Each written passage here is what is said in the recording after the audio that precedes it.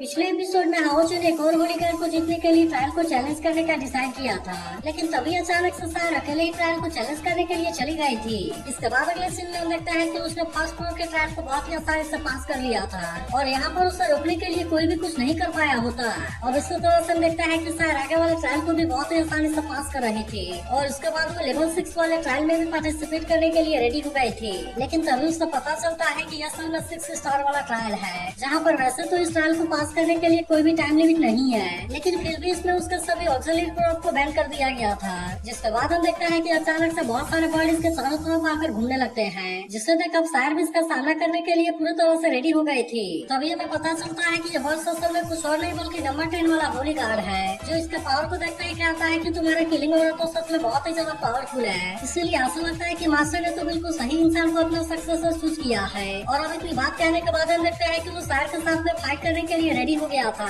लेकिन तभी हम देखते हैं कि सायर इसके ऐसे बातों से इसके ऊपर थोड़ा सा नाराज होने लगती है और फिर कहने लगती है कि मैं तुम्हारे साथ में यहाँ पर खेलने के लिए नहीं आई हूँ और इसीलिए मैं चाहती हूँ कि तुम मुझे एक्सोर्सिज्म पास में लौटने से मत रोको। जिसके बाद हम देखते हैं कि होलीगार्ड भी इसे चैलेंज करने के लिए पूरी तरह से रेडी हो गया था, लेकिन इसी के साथ वो कहता है कि इसका टेम्पर तो बहुत ही बुरा है, इसीलिए समझ में नहीं आता कि मास्टर ने इसे कहाँ से खोजा। तभी अचानक से हम देखता है कि सायर इसके पीछे से आकर अटैक करने की कोशिश करती है, लेकिन होलीगार्ड ने इसके अटैक को बहुत ही आसानी से रोक लिया था और इसीलिए सारा अपने अटैक से उसका कुछ भी नहीं कर पाती। वहीं उधर हम देखते हैं कि हाओचू और बाकी सभी अभी बाहर खड़े होकर देख रहे थे और सिमासियन कहने लगता है कि इनकी पावर तो सच में बहुत ही ज्यादा खतरनाक है। तभी लिन सिन भी कहने लगता है कि अब तो सार की पावर बहुत ही ज्यादा बढ़ गई है, इसीलिए मुझे लगता है कि वो सेकंड फ्लोर के ट्रायल को भी बहुत ही आसानी से कंप्लीट कर लेगी और इसीलिए साथ वहाँ पर उसे रोकने के लिए कोई भी कुछ नहीं कर पाएगा। लेकिन इसके बाद भी हम देखते हैं कि हाओचू सार को वहाँ पर अकेले नहीं छोड़ना चाहता था, इसीलिए वो भी वहाँ पर जाने के लिए रेडी हो जाता है। वहीं दूसरी तरफ हम देखते हैं कि अब होलीगार्ड और सार के बीच में बहुत ही शानदार तरीके से फाइट होने लगी थी,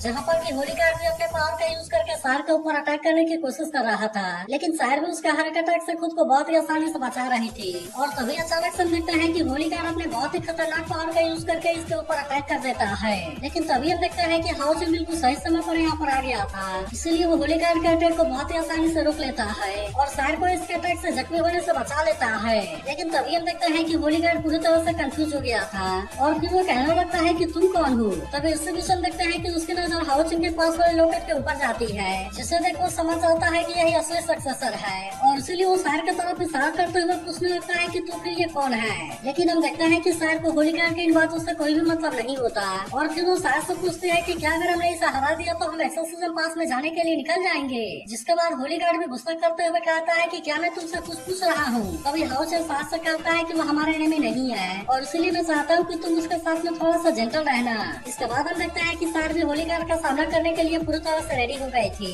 जिसके लिए वो अपने 6 पास साइकिल के थर्ड फॉर्म का यूज करने के लिए रेडी हो जाती है और अब इस तरह से वो अपने टंग सर्कुलेशन का यूज करके अटैक करने के लिए रेडी हो गई थी। लेकिन इसके बाद भी हम देखते हैं कि होलीगार्ड को इसके ऐसे पावर के बारे में कोई भी चिंता नहीं होती और फिर वो सार से कहता है कि तुम तो अभी केवल लेवल 7 में हो, इसलिए अफसोस की बात है कि तुम मेरे सामने कुछ भी नहीं कर पाओगे। तभी हम देखते हैं कि सार अपने पावर का यूज करके इसके ऊपर अटैक करने की कोशिश करती है, लेकिन होलीगार्ड ने इस बार भी उसका अटैक से खुद को बहुत ही आसानी से बचा लिया था, इसलिए सार इस बार भी उसका कुछ नहीं कर पाई होती। तभी हम देखते हैं कि होलीगार्ड भी सार के ऊपर अटैक करने के लिए पूरी तरह से रेडी हो गया था और वो कहना लगता है कि या तो तुम मुझे यहाँ पर हरा कर दिखाओ, नहीं तो फिर तुम यहाँ से फर्स्ट फ्लोर पर वापस चले जाओ। जिसके बाद हम देखते हैं कि सार भी इसका सामना करने के लिए रेडी हो गई थी और वो भी इसके अटैक से खुद को बहुत ही आसानी से बचा लेती है। लेकिन तभी हम देखते हैं कि वो इसे हराने के लिए फिर से 6 पास साइकिल के फोर्थ फॉर्म का यूज करने के लिए रेडी हो जाती है। लेकिन तभी हम देखते हैं कि हाओचू ने फिर से इसे यूज करने से रोकने के लिए जाने लगा था, क्योंकि 6 पास साइकिल के पावर को लगातार यूज करने की वजह से सार को बैकलैश का सामना करना पड़ता था। लेकिन इसके बाद भी हम देखते हैं कि सार इसके बात मानने के लिए रेडी नहीं होती और वो अपने नोट सर्कुलेशन के पावर का यूज करके अटैक करने के लिए रेडी हो गई थी।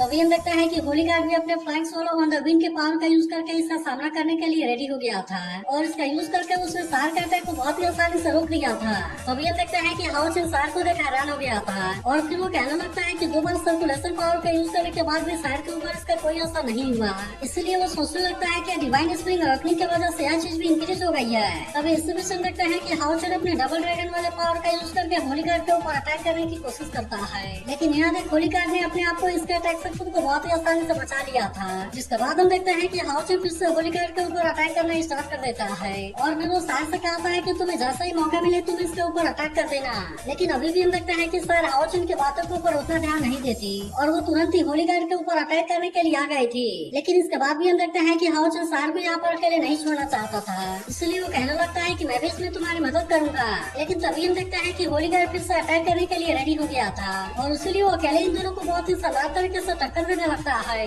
जिसके बाद हम देखते हैं कि सार फिर से अपने पावर का यूज करके होलीगार्ड के ऊपर अटैक करने की कोशिश करती है, लेकिन इसके दौरान हम देखते हैं कि हाओचन इसमें इंजर्ड हो जाता है। तभी हम देखते हैं कि होलीगार्ड भी इनका मजाक उड़ाने लगा था और फिर वो कहने लगता है कि क्या तुम्हारे पास में टैक्टिक की समझ नहीं है। लेकिन अब इसके ऐसे बात सुनते ही सार इसके ऊपर काफी गुस्सा हो गई थी। जिसके बाद हम देखते हैं कि वो तुरंत ही अपने बहुत सारे क्लोन को क्रिएट कर लेती है और अब इस तरह से वो चारों ओर से इसके ऊपर अटैक करने के लिए आ गई थी। लेकिन इसके बाद भी हम देखते हैं कि होलीगार्ड को हरा पाना इतना आसान बात नहीं था, क्योंकि होलीगार्ड ने सार के हर एक अटैक से खुद को बहुत ही आसानी से बचा लिया था और इसीलिए इस बार सार इसका ज्यादा कुछ नहीं कर पाई होती। तभी अचानक से हम देखते हैं कि होलीगार्ड सार के पीछे से अटैक करने वाला था, जिसे देखते ही हाओचन उसे बचाने के लिए तुरंत वहाँ पर आ जाता है। लेकिन इस बार भी हम देखते हैं कि वो इसे रोकने के लिए कुछ भी नहीं कर पाता और होलीगार्ड अकेले इन दोनों को बहुत ही शानदार तरीके से टक्कर दे रहा था। लेकिन अभी भी हम देखते हैं कि सारे इतने आसानी से होलीगार्ड के सामने हार मानने वाली नहीं होती, इसलिए वो तुरंत ही फिर से अपने पावर का यूज करके होलीगार्ड के ऊपर अटैक करने के लिए रेडी हो गई थी। जिसके बाद इन दोनों के बीच में फिर से बहुत ही शानदार तरीके से फाइट होने लगती है।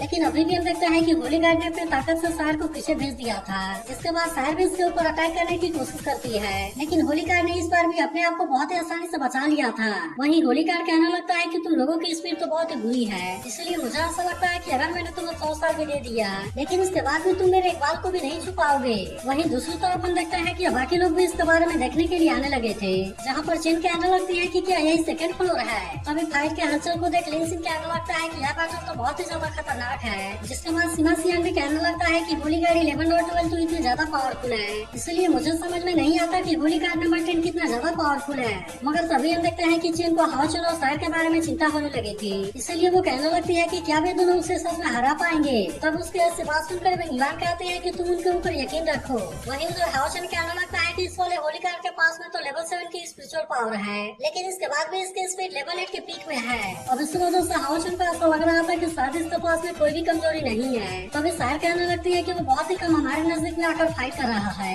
जिसकी वजह से वो स्ट्रॉन्ग अटैक से खुद को बचा सके और इसीलिए इसका मतलब है कि उसका डिफेंस उतना ज्यादा अच्छा नहीं है। जिसके बाद हम देखते हैं कि हाओचन भी इसके बारे में समझ गया था और फिर वो कहने लगता है कि अगर हमने बहुत सारे पावर का यूज करके इसके ऊपर अटैक कर दिया तब इस तरह से तो हम इसे बहुत ही आसानी से हरा देंगे। तब इसके बारे में सुनकर होलीगार्ड कहता है कि तुम्हारी एनालिसिस तो सच में बहुत ही अच्छी है, लेकिन मुझे लगता है कि तुम अपने इस स्पीड से मेरा कुछ भी नहीं कर पाओगे। लेकिन तभी हम देखते हैं कि हाओचन ने इसके चारों तरफ से पावर को एक्टिवेट कर दिया था और फिर वो सार से कहता है कि चलो हम एक साथ में मिलकर इसे हरा दें। जिसके बाद हम देखते हैं कि सार भी तुरंत इसके लिए रेडी हो गए थे और वे दोनों एक साथ में अटैक करने के लिए आ गए थे। लेकिन अभी भी हम देखते हैं कि होलीगार्ड नंबर 10 को हरा पाना इतना आसान नहीं होता और वो भी तुरंत अपने 1000 वीक प्लेट के पावर का यूज करके अटैक कर देता है। जिसके बाद हम देखते हैं कि वे दोनों तुरंत खुद को इसके अटैक से बचाने लगे थे, जिस पर होलीगार्ड कहने लगता है कि तुम मेरे सामने कुछ भी नहीं कर पाओगे और इसीलिए तुम्हारे लिए अच्छा होगा कि तुम जितना जल्दी हो सके मेरे सामने हार मान लो। मगर अभी भी हम देखते हैं कि सर इसके ऊपर अटैक करने के लिए आ गई थी और फिर वो जैसे ही सर के ऊपर अटैक करने के लिए जाता है हाओचन अपने होली स्पिरिचुअल फर्नेस का यूज करके उसे कैद कर लेता है। जिसके बाद हम देखते हैं कि इनको अटैक करने के लिए बहुत ही अच्छा चांस मिल गया था,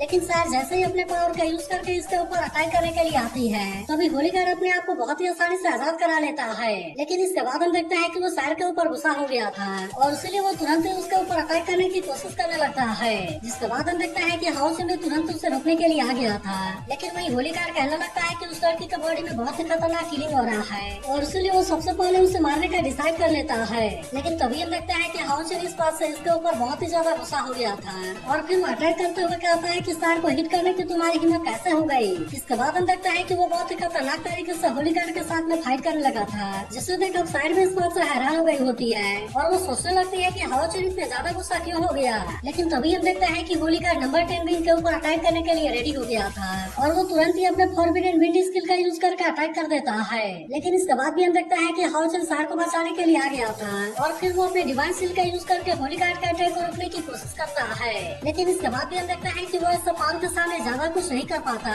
जिसके बाद वो तुरंत ही अपने दोनों स्वॉर्ड का यूज करके उसके सारे अटैक को रोकने लगता है ताकि ताकि वो सार को इसके अटैक से जख्मी होने से बचा सके। इसके बाद हम देखते हैं कि हाओचन सार को अपने साथ लेकर होली गार्ड के ऊपर अटैक करने के लिए रेडी हो गया था, जिससे देख सार भी हैरान होते हुए कहती है कि मेरी बॉडी इसके साथ में इतने अच्छे से कोऑपरेट क्यों कर रही है। पिछले पार्ट में हाओचन और सार एक साथ मिलकर होली गार्ड के ऊपर अटैक करने के लिए रेडी हो गए थे, जिसके बाद हम देखते हैं कि अब सार की डिवाइन पावर भी एक्टिवेट होने लगती है और अब इस तरह से वो अपनी डेथ वर्ड चीज हुई के रूप में आ गई थी। जिसके बाद हम देखते हैं कि हाओचन भी इस बात से हैरान हो गया था और फिर वो कहने लगता है कि सार ने इस नए स्किल को डिवाइन ओपनिंग के बाद सीखा। तभी हम देखते हैं कि सार भी होली गार्ड के ऊपर अटैक करने के लिए रेडी हो गई थी और वो तुरंत ही डेथ टैंक के नंबर 1 वाली स्किल का यूज करके अटैक कर देती है। तब इसे देख होली गार्ड भी इसके पावर का सामना करने के लिए रेडी हो गया था और फिर हम देखते हैं कि वो किसी तरह से इसे रोकने के लिए कोशिश करने लगता है, लेकिन हम देखते हैं कि वो सार के इस नए वाले स्किल के सामने कुछ भी नहीं कर पाता और आखिरकार वो इसके इस अटैक में इंजर्ड हो जाता है। लेकिन वही उधर हम देखते हैं कि हाओचन को सार के बारे में चिंता होने लगी थी, इसलिए वो तुरंत उसके पास आकर उससे पूछता है कि तुम कैसी हो। लेकिन हम देखते हैं कि सार उसके इस बात का कोई भी जवाब नहीं देती और उसके अलावा हाओचन ने उसका जो हाथ पकड़ा था वह भी काफी अजीब लग रहा था। इसके बाद हम देखते हैं कि हाओचन भी तुरंत उसका हाथ को छोड़ देता है और फिर वो सार से कहता है कि क्या है तुम्हारा नया स्किल है। तब इस पर सार से बताती है कि हाँ, इसका नाम 7 सेकंड्स ऑफ डेथ है। लेकिन इसके बारे में सुनते ही सिंगुन कहता है कि यह तो बिल्कुल 6 पर साइकिल के जैसा है और इसलिए वो सार के बारे में चिंता करते हुए पूछता है कि क्या ये तुम्हारे बॉडी के ऊपर बैकलेस भी करेगा। तब इस पर सार से कहती है कि तुम्हें इसके बारे में ज्यादा चिंता नहीं करनी चाहिए, क्योंकि अभी इसकी वजह से मेरे बॉडी के ऊपर ज्यादा लोड नहीं आया था और मैंने अभी जो स्किल यूज किया था वो तो अभी फर्स्ट स्किल है। लेकिन इसके बाद भी हम देखते हैं कि हाओचन सार के बारे में सोचकर काफी परेशान हो रहा था, इसलिए वो सार से कहता है कि क्या तुम मुझसे एक प्रॉमिस कर सकती हो, क्योंकि मैं नहीं चाहता कि तुम 7 अल्टीमेट डेथ कोड को इतना आसानी से यूज करो। लेकिन इसके बाद भी हम देखते हैं कि सार इसके इस बात का कोई भी जवाब नहीं दे रही थी, जिस पर हाओचन कहता है कि अगर तुम्हें इसे यूज करना हो तो तुम इसके फर्स्ट मूव को यूज करना, क्योंकि मैं नहीं चाहता कि तुम किसी भी तरह से इंजर्ड हो। तब इस पर सार उससे कहती है कि मुझे इसके बारे में पता है, लेकिन फिर भी मुझे इस बात से कोई मतलब नहीं है कि हम पहले एक दूसरे को कितने अच्छे से जानते थे, इसलिए मैं चाहती हूँ कि तुम फाइट करते समय मेरे नजदीक में आने की कोशिश न करना, क्योंकि हो सकता है कि मैं गलती से तुम्हारे ऊपर अटैक कर दूं और इस तरह से तुम मेरे अटैक से इंजर्ड हो जाओगे। जिसके बाद हाओचन स्माइल करते हुए कहता है कि ठीक है। लेकिन तभी होली गार्ड हाओचन को आवाज लगाते हुए कहता है कि क्या तुम मुझे लेकर नहीं जाओगे और क्या तुम्हें याद भी है कि तुम यहाँ पर ट्रायल के लिए आए थे। इसके बाद हम देखते हैं कि वो अपने बर्ड वाले फॉर्म में आकर चारों तरफ घूमने लगता है, जिससे देख हाओचन को इसके बारे में कुछ भी समझ में नहीं आ रहा था। तब होली गार्ड उससे कहता है कि मैं इस तरह से आपके साथ में कॉन्ट्रैक्ट साइन कर रहा हूँ, जो कि हम दोनों के लिए बहुत ही जरूरी है और इसीलिए आज से मैं मास्टर इलेक्ट्रोलक्स के बिल को फॉलो करूंगा। इसके बाद वो कहना लगता है कि आज से मैं आपके हर एक ऑर्डर को फॉलो करूंगा और मेरी डेस्टिनी पूरी तरह से आपके साथ है। अब इस तरह से देखते हैं कि होली गार्ड हर समय इसका साथ देने के लिए रेडी हो गया था और फिर वो हाओचन से कहता है कि मैं आपको सर्व करने के लिए रेडी हूँ। इसके बाद हम देखते हैं कि हाओचन भी उसे सीनियर बोलते हुए थैंक यू कहता है। वहीं दूसरी तरफ हम देखते हैं कि गेट वाला पोर्टल एक्टिवेट होने लगा था,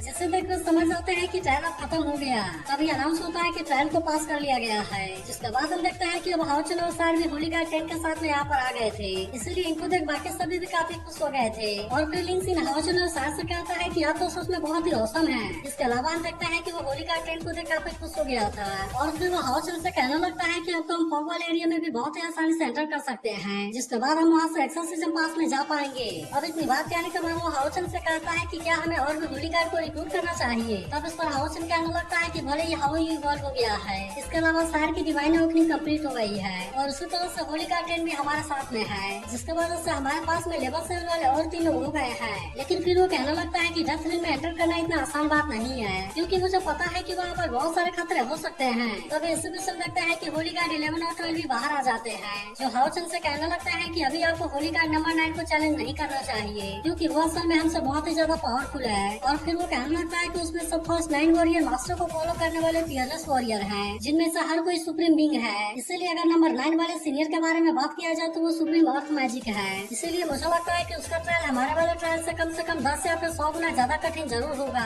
अब इतनी बात कहने के बाद वे तीनों हाउसन से कहते हैं कि जब आप लेवल 9 में पहुंच जाना, तब उसके बाद आप नंबर 9 वाले सीनियर को चैलेंज करना। तब इसके बारे में सुनकर हानियों को भी हाउसन के बारे में चिंता होने लगती है, इसीलिए वो कहने लगता है कि आपकी बॉडी अभी कुछ देर पहले रिकवर हुई है, इसीलिए मुझे भी लगता है कि अभी आपको इसके बारे में भूल जाना चाहिए। तभी हम देखते हैं कि चेन भी हाउसन से इसके लिए बोलने लगती है और कहती है कि अगली बार आने के बाद आप इसे ट्राई कर लेना। लेकिन हम देखते हैं कि हाउसन अभाव के साथ में हुआ फाइट के बारे में याद करने लगा था, जहाँ पर कि उसने अपने पावर का यूज करके सबको बहुत ही आसानी से हरा दिया था और इसलिए वो सारे और बाकी साथियों को बचाने के लिए कुछ भी नहीं कर पाया था। इसके बाद वो कहता है कि इस मैटर से मुझे खुद के और पावरफुल डीमन के बीच का गैप समझ में आ गया है। और भले ही होलीगार्ड के पास में भी पावरफुल फाइटिंग फोर्स है, लेकिन इसके बाद भी मुझे ऐसा लगता है कि अगर मेरे पास में थोड़ी सी भी उम्मीद है तब उसके बाद भी मुझे इसके लिए फाइट जरूर करना चाहिए। अब इसके बारे में बात करते हुए हम देखते हैं कि वह थोड़ा सा उदास भी हो गया था और फिर कहता है कि मैं अपने किसी भी साथी को जख्मी होते हुए नहीं देख सकता। इसके बाद वो तीनों होलीगार्ड को इसके बारे में बताने के लिए थैंक यू कहता है, लेकिन इसके बाद भी हम देखते हैं कि उसने नंबर 9 वाले होलीगार्ड को चैलेंज करने का डिसाइड कर लिया था। जिसके बाद हम देखते हैं कि होलीगार्ड 10 भी उससे इसके बारे में बताने के लिए मान गया था